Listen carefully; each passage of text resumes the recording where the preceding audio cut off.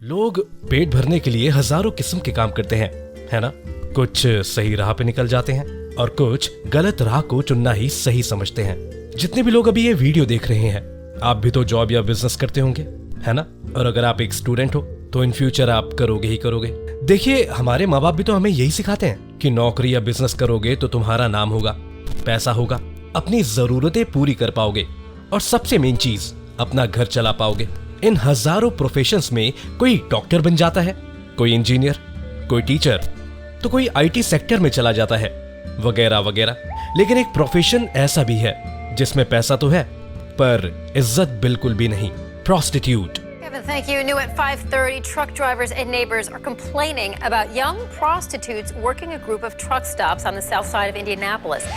Rajkumari is waiting for customers at the roadside. When I was new and I first went into the brothel, I thought that, men want sex. And I was so wrong. इन्हें हम कई नाम से जानते हैं, वैश्या, sex worker, रट्टी। लगभग हर इंसान इस फूल को तोड़ना और इसकी खुशबू को तो लेना चाहता है, पर अपने साथ कोई रखना नहीं चाहता। भारत में 8 लाख से ज्यादा महिलाएं सेक्स वर्कर्स हैं, यानी Niue, Norfolk Island, Saint Pierre and Miquelon, Montserrat, Cook Islands, Nauru, Tuvalu, Wallis and Futuna, Republic of Palau and Anguilla, ये सारे के सारे देशों के नाम हैं। और आपको पता है, इन देशों की जनसंख्या हमारे देश की फीमेल सेक्स वर्कर से भी कम है। हम लोग किसी के अस्तित्व पे उंगली उठाने से पहले जरा सा भी नहीं सोचते, है ना।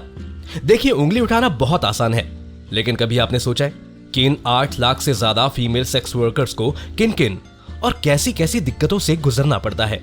आइए, आज हम बात करेंगे एक सेंसिटिव टॉपिक पे और आपको उस सच्चाई से रूबरू करवाने की कोशिश करेंगे जिससे आप अनजान हैं, ताकि अगली बार प्रोस्टिट्यूट शब्द सुनने या उनसे मिलने के बाद आपके दिमाग में कोई गलत इमेज ना बने। 1.5 अरब की जनसंख्या वाले देश भारत में एनसीआरबी यानी नेशनल क्राइम रिकॉर्ड्स ब्यूरो की रिपोर्ट के अनुसार हर रोज औसतन 266 बलात्कार होते हैं, यानी 266 बेटियों की आबरू को ताड़ ताड़ किया जाता है।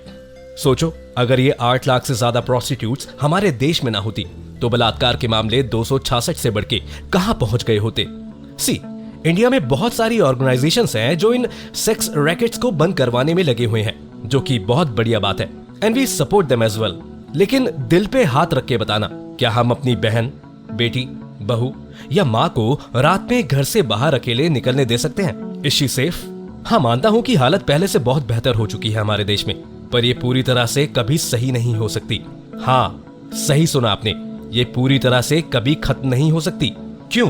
क्योंकि रेपिस्ट कोई एक गिरोह नहीं है या कोई ऑर्गेनाइजेशन नहीं है जिसे ढूंढ के हम निस्तो नाबूद कर सके। ये लोगों के अंदर का जानवर है जो उनके दिमाग को इतना गंदा कर देता है कि इंसान इंसानियत भूल के निकल पड़ता है हैवानियत की ओर और बन जाती हैं अबला नारी उन दरिंदों का शिकार।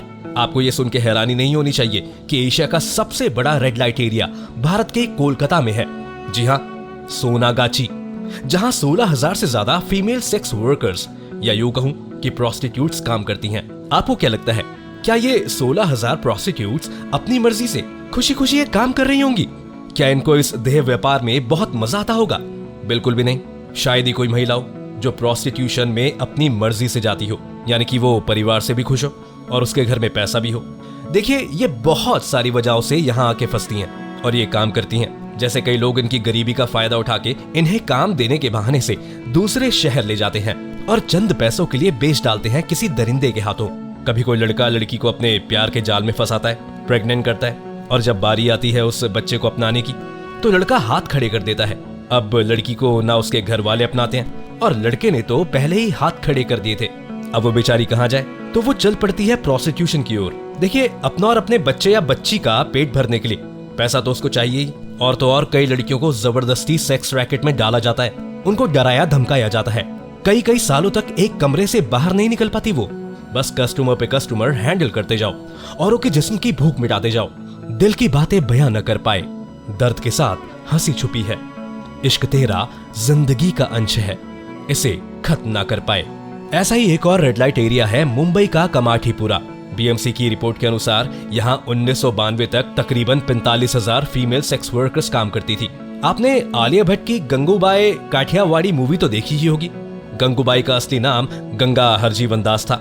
16 साल की उम्र में उन्हें एक लड़के से प्यार हो जाता है और वो भाग जाती हैं उस लड़के के साथ मुंबई। लेकिन वो लड़का चंद पैसों के लिए गंगूबाई को बेच डालता है। इस मूवी में कितने बेहतरीन तरीके से प्रोस्टिट्यूट्स की लाइफ स्टोरी बताई गई है। लेकिन इस मूवी के रिलीज होने के बाद जब वहां की प्रोस्टिट्यूट से उनसे पूछा गया कि आपके विचार क्या हैं उस मूवी के बारे में, तो उन्होंने क्या कहा? जो फिल्म बना है कमाटीपुरा पूरा दिखाया, कमाटीपुरा पूरा दिखाया, मतलब कमाटीपुरा को फायदा क्या हुआ? वो लोग कमा रहे ना, हम लोग को क्या मिल रहे? हम लोग को कुछ नहीं है। हम लोग तो इधर ही तो जो दुख झेला है ना, वो ही दुख में ही तो पड़े लेना। अभी उन लोग को दिमाग में जितना आया उन लोग बनाया है, लेकिन हमारे अंदर क्या गुजरता है, किस लिए हम है नहीं है, हमारा घर का प्रॉब्लम, बाहर का प्रॉब्लम हमको पता है, उन लोग को पता नहीं है। देखिए, जरूरी नहीं कि जो चीज बाहर से जैसी दिखती हो वो अंदर से भी वैसी ही हो।